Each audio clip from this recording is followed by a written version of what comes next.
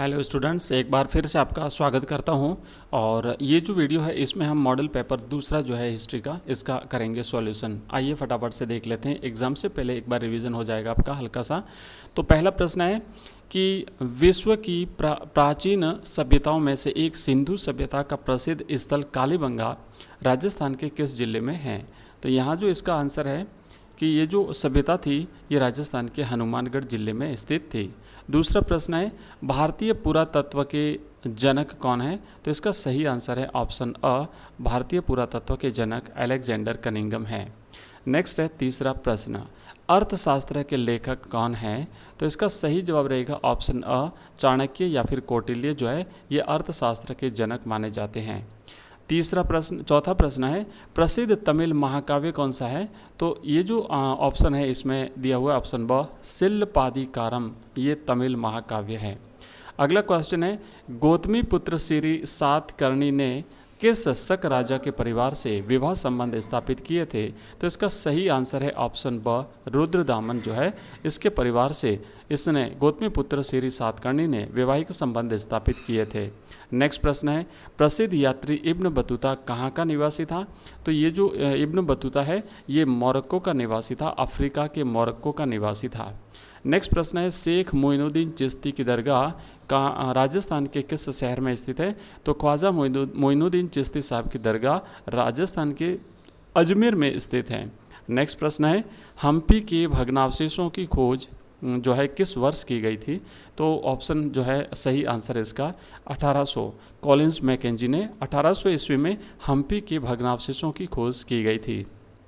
9वां प्रश्न है कंपनी काल में छोटे किसानों के लिए किस शब्द का प्रयोग किया जाता था। तो छोटे किसानों के लिए ऑप्शन अ, योमेन शब्द का प्रयोग किया जाता था। छोटे किसानों को योमेन के नाम से कंपनी काल में जाना जाता था। 10वां प्रश्न है 1911 का वर्ष मुख्य रूप से किसके लिए जाना जाता है। तो 1911 का वर्ष जो है ये राजधानी परिवर्तन के लिए जाना जाता है। भारत की राजधानी कोलकाता से दिल्ली स्थानांतरित करने की घोषणा हुई थी। अगला प्रश्न है 11वां, सविनय अवज्ञा आंदोलन कब प्रारंभ हुआ। तो सविनय अवज्ञा आंदोलन जो है ये नमक कानून तोड़ने के साथ प्रारंभ हुआ था।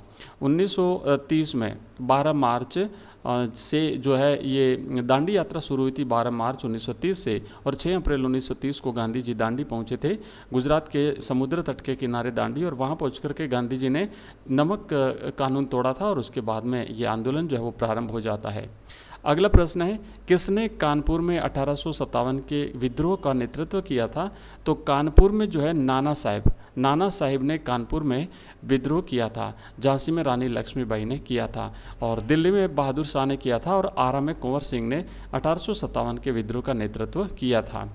अब हम करेंगे रिक्त स्थान वाले प्रश्न। लिखा हुआ पहला कि कबीर ने परमात्मा के साथ एकत्व की प्राप्ति पर बल देते हुए को अल्लाह, खुदा, हज़रत या पीर कहा है। तो इन्होंने जो परमात्मा है ना, परमात्मा को या फिर निराकार निर्गुण ब्रह्म को इन्होंने अल्लाह, खुदा, हज़रत या पीर कहा है।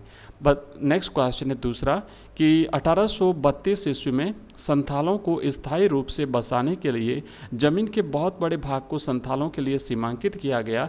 इसे ही कहा जाता है, इसे दामिन ई कोह के नाम से जाना जाता है।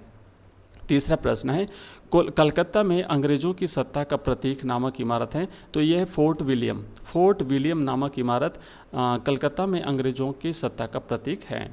नेक्स्ट है सबसे पहले मेरठ के सिपाही पहुँचे। तो सबसे पहले मेरठ के सिपाही दिल्ली पहुँचे और उन्होंने बहादुर शाह जफर से अपना नेतृत्व करने को कहा था। अगला क्वेश्चन है गांधी जी की दांडी यात्रा से अंग्रेज़ों को यह एहसास हो गया था कि उनका शासन उखड़ने वाला है, उनका शासन भारत से उखड़ने वाला है। और नेक्स्ट क्वेश्चन है कि संस्कृत ग्रंथों में शब्द का प्रयोग परिवार के लिए हुआ है। तो परिवार के लिए जो है वो कुल शब्द का प्रयोग हुआ है। संस्कृत ग्रंथों में परिवार के लिए कुल शब्द का प्रयोग हुआ है, और जाति शब्द का प्रयोग बांधवों के लिए हुआ है, भाई बंधुओं के लिए हुआ है।